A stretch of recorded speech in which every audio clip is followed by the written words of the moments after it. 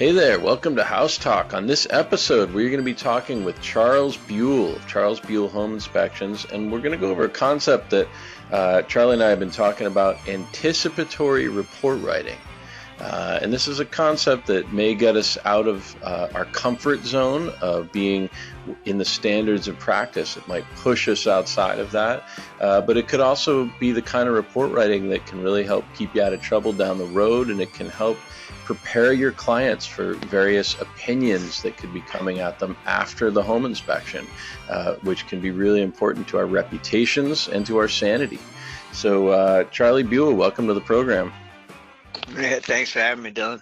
Yeah. So you kind of brought this up with me. This was a really interesting idea. We'd been talking about some different techniques for reporting on things, and you brought up the idea of anticipatory report writing. So you want to just tell us a little bit about what you're sort of thinking about there? Well, you accurately described it. I have this idea that buyers can make better choices, will make better choices, and won't be scared to death if they have a complete understanding or a better understanding of what they're getting into. So that includes when we write a report and we write about an issue, we aren't just saying, look, you've got this issue, get it fixed. Well, you can add a lot of stuff to that can actually help them understand whether it's the house is going to fall down or whether it's not such a big deal, not so expensive. Maybe most people, I find, when they realize that something is doable, they relax. Mm-hmm. Yeah. And I think you're also we prepared a few slides for this, and we're even going to go over some kind of narratives. But, I think you sort of touched on I think you're trying to kind of pave the way for some of the gray area that people can get into when you're trying to work through various issues. And it's tricky because we're doing a home inspection for maybe, one client, but the same issue could have different magnitude and mean different things for different clients. In a way, you're trying to prepare for your client you're working with now, and maybe the client that someone else could have when this people are going to sell the house in 10 years or something. So it can get tricky. So the first slide we have up is just electric panels in the bathroom. So this was an inspection I did. It actually was almost 100-year-old house. So that would kind of predate the whole code requirement for not having a panel in a bathroom.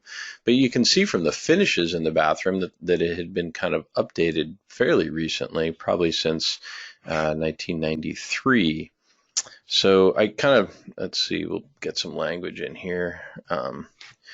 This is kind of tricky. You could call it an improvement item. You could call it a repair item. And I wanted to preface that Charlie and I threw out some language here that we weren't really trying to say whether it's right or wrong, but more kind of exploring what could we say about these things. So the location of the electric panels, not to modern standard, as electric panels should not be located inside a bathroom. This became a requirement in 1993. Moving the electric panel to a more desirable location is recommended and could be required if you update or make modifications to the panel. We're sort of punting here, right? Hire a licensed electrical contractor to further evaluate and repair as recommended. Please note that this could impact your ability to work on or replace this panel, as many electricians will not work on equipment that does not meet today's safety standards. What do you think, Charlie? Well, I don't know. It's you're getting at trying to provide the kind of information to your buyer that is going to help them understand what they're going to run into when they call for further evaluation repairs on this panel. It shouldn't be in the bathroom by current standards, but those standards aren't that old. Yep. And we have lots of bathrooms that have panels in them, and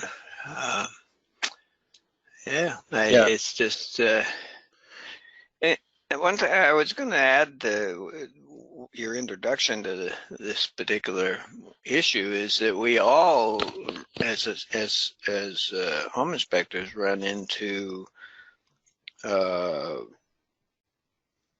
all the kickback we get when we make a recommendation, and the next thing you know, we're being thrown under the bus by the general contractor, the electrician, the plumber, and everybody else, when none of that is really necessary if we provide the information in a way that gives them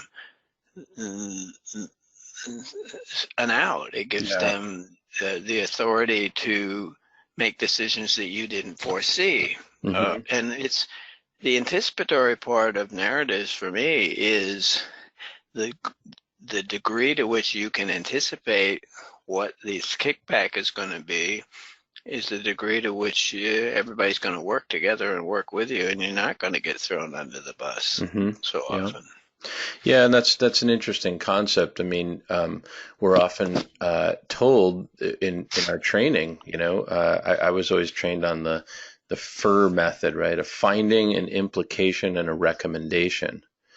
And the finding and the implication is not so hard, but sometimes it's kind of hard to make an accurate recommendation, right? I mean, should you replace this? Should you relocate this panel that's inside a bathroom? I mean, boy, you just start getting, if you're going to come out and say, well, it doesn't meet today's code, you should relocate it. There's more nuance to it than that, and you probably could get thrown under the bus for recommending that. You could equally get thrown under the bus if you say nothing about this.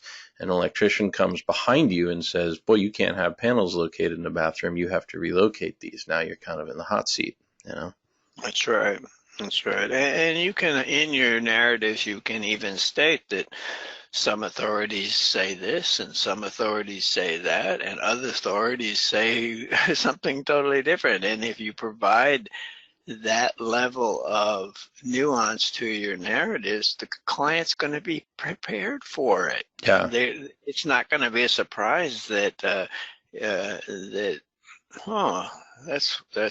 what it said in the report. In the report, it warned me that this wasn't going to be straightforward. And, and I think that is how you that's how everybody gets protected in the whole narrative. Yeah, and it's tricky because we're trained on this idea that we should make a recommendation about everything, but I think we're trying to make the case with anticipatory report writing that we're often faced with situations where we don't have enough information to really make a recommendation. We can document a finding and we can say what the implication is, and we could maybe list out several scenarios that could happen, but it can be tough to make a recommendation. But 10 recommendations is a recommendation. But you can't do all 10, right? So I mean, you're really laying out different options. What's wrong with doing more than one recommendation? I mean, that's the reality. Is that oftentimes there's multiple ways to skin the cat, and leave that door open. Don't close that door by saying it's got to be done by this way. I mean. Yeah, not trying to micromanage the repair. I think we've probably all gotten you can get into trouble with that. Charlie, this is a slide you brought up. You want to read the narrative you have on this guy? This is obviously a older split bus panel that is pretty full up with tandem breakers in use in it. Yeah, well, the split bus electrical service panel has reached the end of its service life as indicated by tandem breakers improperly installed in the sections designated for the 6 disconnects. There's also double lugging of neutral wires on the neutral ground bar that's consistent with the panel being inadequate for the needs of the home. Repairs to this panel are possible, but would likely involve installation of a sub-panel. As additional circuits in the home are required, this panel will be inadequate for the additional circuits, and even some of the existing circuits, I should have said, where installation of AFC or GFCI breakers are necessary.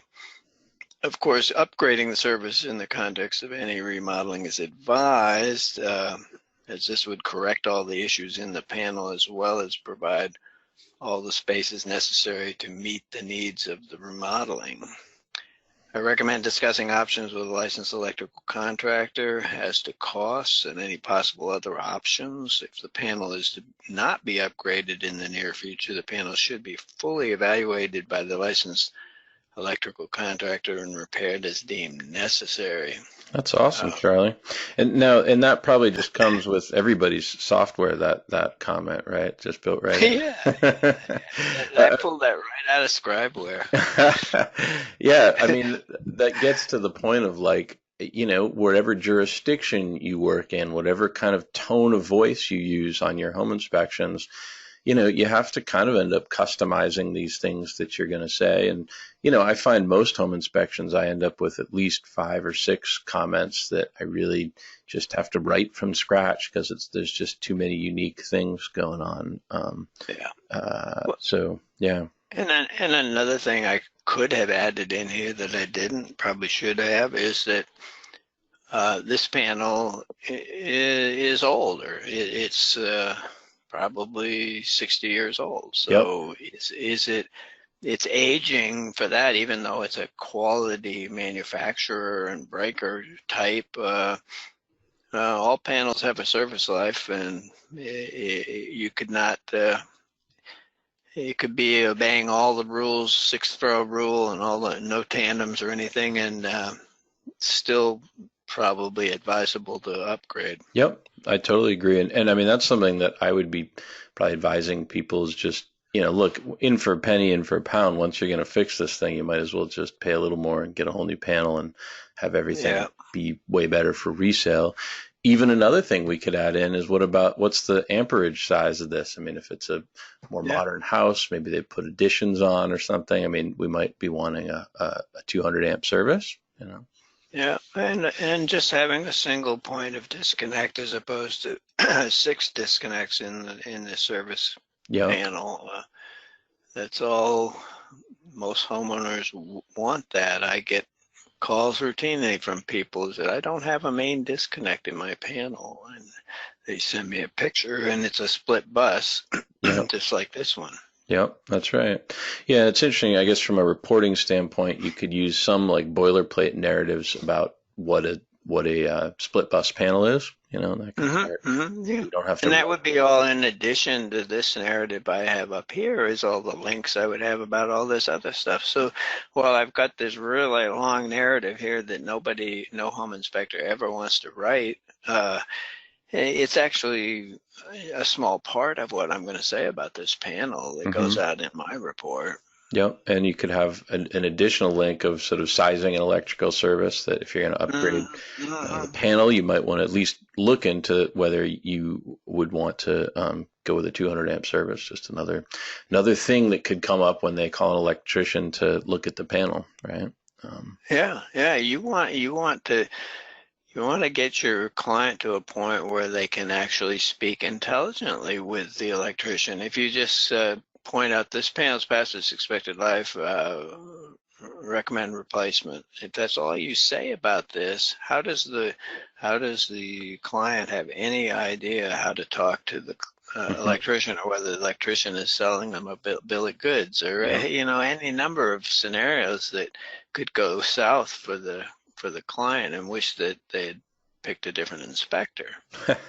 I love that, Charlie. I often take great pride in trying to teach homeowners, like a pressure reducing valve. And I'm like, if you really want to get in with the plumber, you ask about a PRV, Exactly.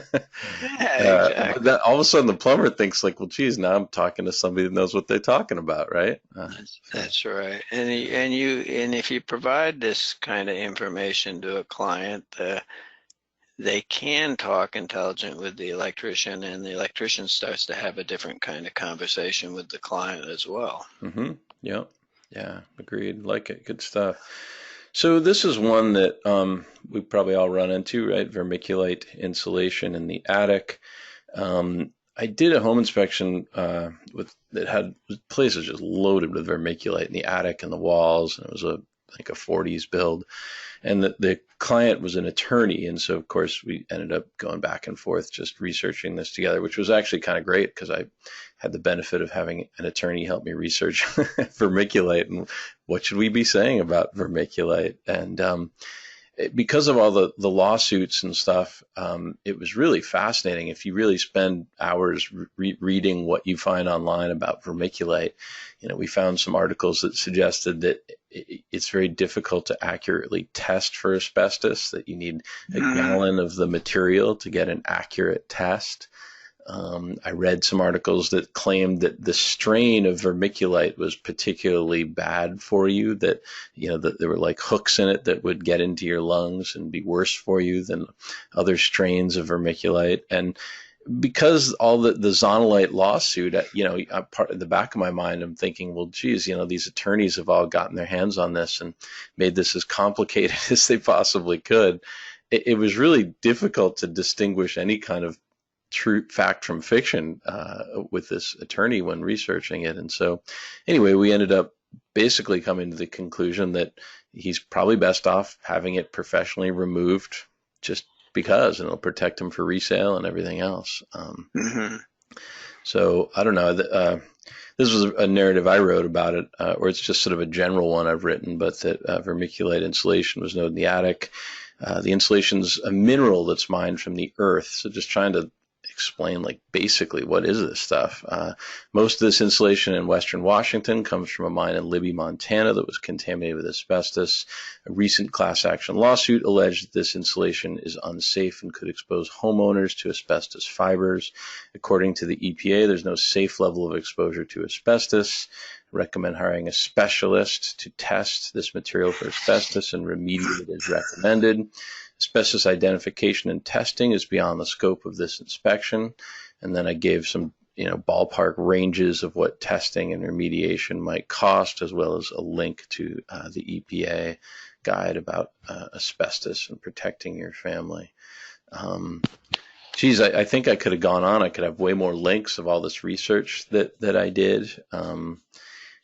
You could get people coming behind you that say you can test it and that it came back negative and it doesn't need to be removed. Yeah, and that's the kind of thing that we're talking about with anticipatory narratives, is attempting to predict what some of these what other inspectors might recommend, so that Yeah. when the client's informed, both your opinion, other people's opinions, No, the gamut, whatever yeah, comes I up. think a lot about with that, like the mold on the attic sheathing, and you could Yeah, get someone coming behind you that's gonna, everybody's gonna die. There's black mold on the attic sheathing, and so you have to kind of, when you see that, you really have to document, and whether you think the mold on the attic sheathing is going to kill somebody or not, you have some obligation to report on what are likely opinions that are going to get lobbed around behind you. yeah, yeah. I mean, go back to vermiculite for a second and say, if you ask any expert on vermiculite, if you ask them how many people in residences have contracted asbestosis from vermiculite, there is no number. Yeah, yeah, It's never been documented, but yeah, so this is all extrapolated information. We're assuming that there's some amount of risk and we take appropriate precautions, but yeah. Yep, that's right. Unfortunately, it's hard to sort of cause and effect on things like that are pretty tricky. But yeah, yeah. Well, you're not going to know for 30 years. How do you ever pinpoint where that one fiber that finally got you came yeah, from? that's right. It could Impossible. be from Yeah. some car you're following, brake linings. It could be any number of. It's just not possible. No. So Yeah. Well, that actually gets us to time, because that is another one of these sort of tricky things we deal with. So, this was a house I did the other day, and you can see some hairline 45-degree cracks at some door headers. And there was a whole sort of pattern of cracking I found. It would picture like or I think it was a late 90s, kind of a big house that was probably, it was production construction, which means it was framed as fast as people could humanly move pound nails and move through the building. And, when I looked at the doors, they hadn't been planed. They weren't trapezoidal. These were kind of hairline cracks, but still distinctly showing some signs of something settling downward to give us this cracking pattern. And then on the main floor, we saw some other little bits of sheetrock cracking. And all told, I probably found 7 or 8 different little hairline cracks like this. nothing seemed huge. The floors didn't seem out of level. The doors were swinging. There was nothing too crazy. Um, I always hate these things. They're kind of hard to report on because they're gray area.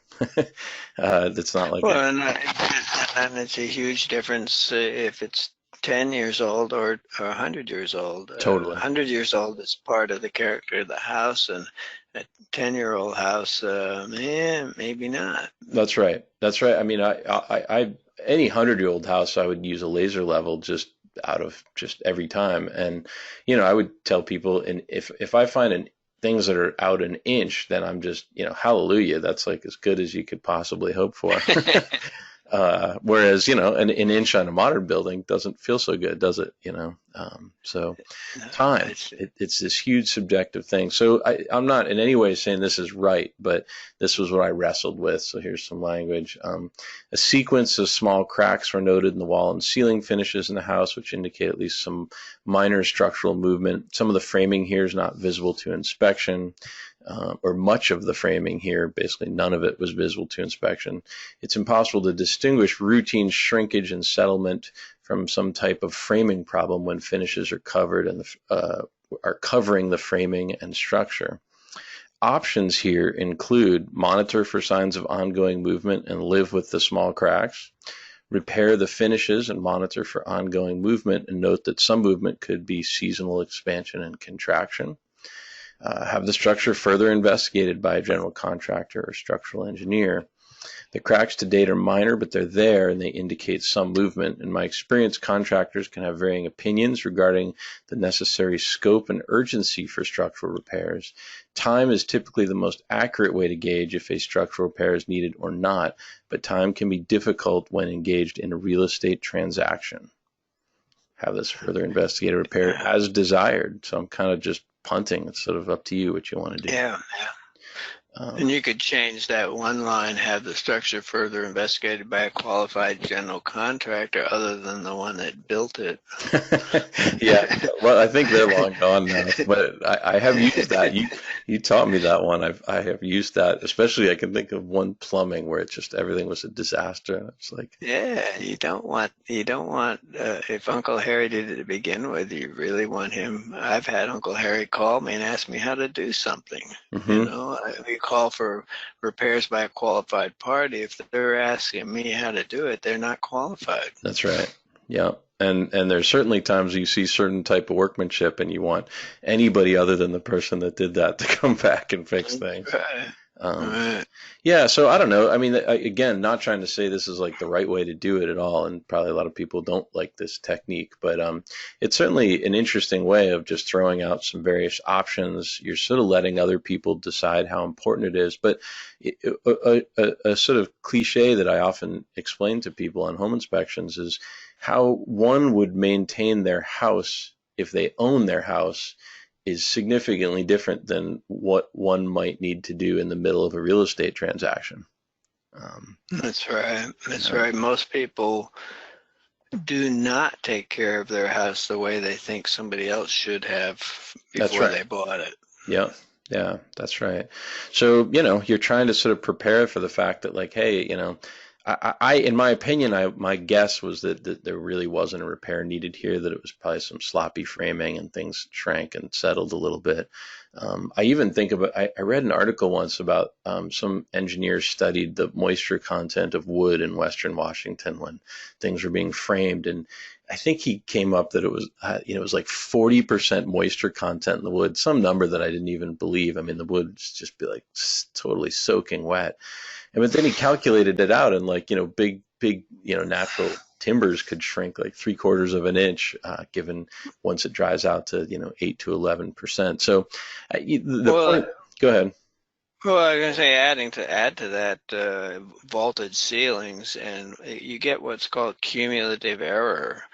So a little teeny error in one area gets exaggerated by the time it extends to other areas. So yeah, I love that cumulative error. I've never heard that. That's awesome, Charlie. Yeah, so right in the back of your mind, you're thinking some of these sort of practical things, and I'm kind of thinking to myself, I don't think this is a big deal. I think things have settled a little bit, but you really don't know. You can't see it, and you know that there's people that are going to come behind you and likely to lob all kinds of different opinions around how big of a deal this is. So you try to prepare people, give them some options.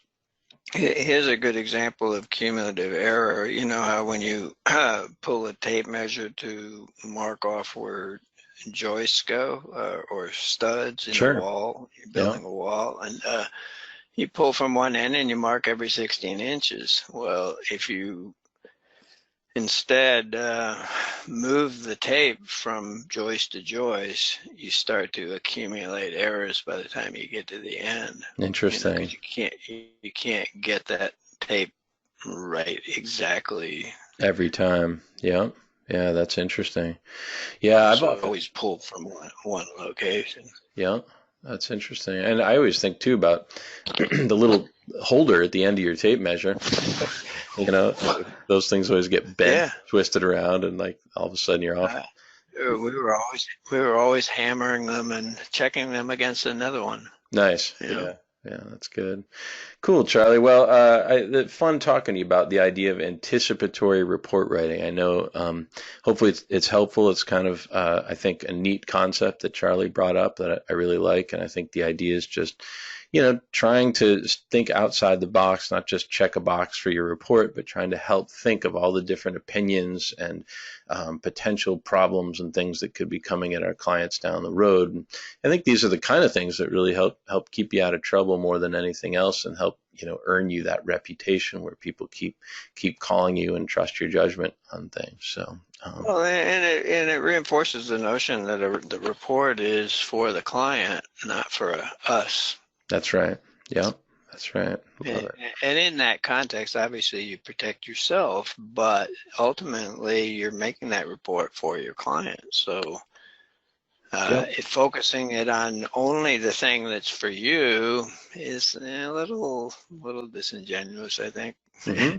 Well, I don't think you're taking full advantage of the report. I think if you really do these things, you cover yourself. You also provide the best marketing you'll ever get, which is people reading your report and being like, wow, look at all the stuff that I learned, and they taught us about all these different things that could happen to us, So you're kind of maximizing your potential, your potential interaction. I mean, one of the things I thought early on when I started my career with report writing is that if I write great reports, then every time I get a job, I'm being paid to market my services. That's right. That's right.